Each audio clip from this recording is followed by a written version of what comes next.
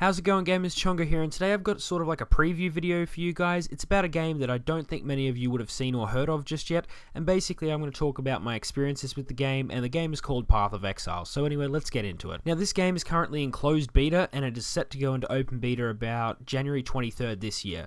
Now, first thing you'll notice about this game is it's an action RPG game. Now, it can look very similar to a Diablo sort of a game, or Torchlight and that kind of thing, but yeah, its art style feels a lot like Diablo 2. I played Diablo 2 back in the day quite a bit, and this reminds me instantly when playing and just looking at videos of Diablo 2. Also, this game's been in development for about 5 to 6 years, and the development company that made it is called Grinding Gear Games, and they are a New Zealand-based company. So before I get into my experiences with the game, or basically elements of the actual game, I'm going to talk about the business model that they've got for this game, which I think is a very interesting one. Now, this game, when it fully comes out, and I think when it starts open beta as well, it'll be completely free to play, meaning you can access all the quests, do everything in the game without having to pay a cent. There won't be any advertising or stuff like that, and I thought this was really interesting because the whole way that this game's going to be funded is through microtransactions.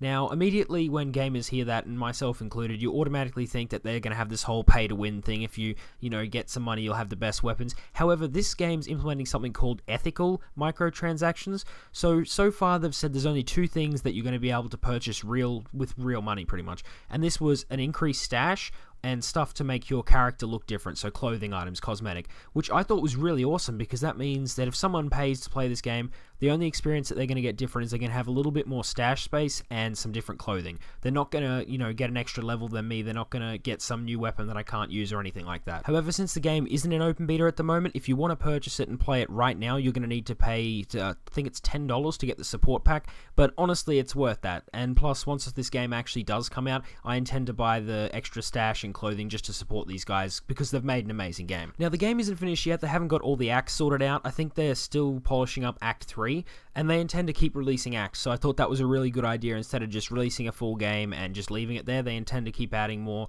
which is an awesome thing. Besides them wanting to add more acts, the game feels pretty much polished and finished in itself. Like, I mean, there was only a couple of glitches and stuff that I ran into. For the most part, it looks like a game that if you played it for 2 hours or whatever, you wouldn't really be able to tell the difference between this and a released game. Now, in Path of Exile, there are 6 characters you can play as: the Duelist, the Witch, the Ranger, the Templar, the Marauder, or the Shadow. And in this gameplay, I'm playing as the Templar. That's my first character, so I'm probably going to play that for a while and obviously get not max level, because like Diablo, this game is going to take a very long time for you to reach max level, so obviously this is similar to Diablo 2 as opposed to Diablo 3, where getting to level 60 wasn't that hard, and I believe there's 100 levels in this game, so they've said it's going to take years and years to get to that point, so obviously it's going to be similar to Diablo 2 in that aspect, that it's going to be very hard to get to that point, and only a few players will ever actually reach that max level. Now, one of the amazing things about this game is the passive skill tree. I'll put some gameplay of that now, and as you can see, it is massive. Like, there's so many options to go off in different ways. It's just amazing, and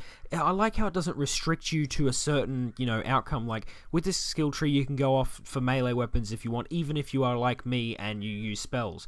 But you can go off and do whatever, and it was just amazing, and yeah, it's sort of tailored to basically play the way you want to play. You don't have to be restricted to what your class is or anything like that. Now, this game has a different approach to a skill system, so instead of just leveling up and gaining spells or attacks or anything like that, you get gems, and you can get these from just doing quests or find them on the ground or anything like that. And what gems do is they have like a specific set of skills like set to them. So for example, I might have Spark, and that's where I can shoot lasers, so that's a gem, and I will find a socket in my weapon to put that in, and therefore then I can use it.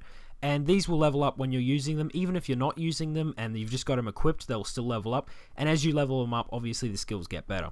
And you can trade out these gems if you're not using one, so if there's something that you don't really like, you can just chuck it out and get a new one in that is obviously more tailored to how you want to play, or it's something new that you want to try. Now, another awesome element about this game is when you go to the towns, it's in an MMO state, so you will see other players that are in their own games in that town at that time. So for example, you can just talk to people, you can trade, do all that kind of thing, and it really brings the game together, and I like it, because back in Diablo or any other action RPG, it always, to me, felt really single player oriented, but it could have had like an extra multiplayer thing without going to be an MMO.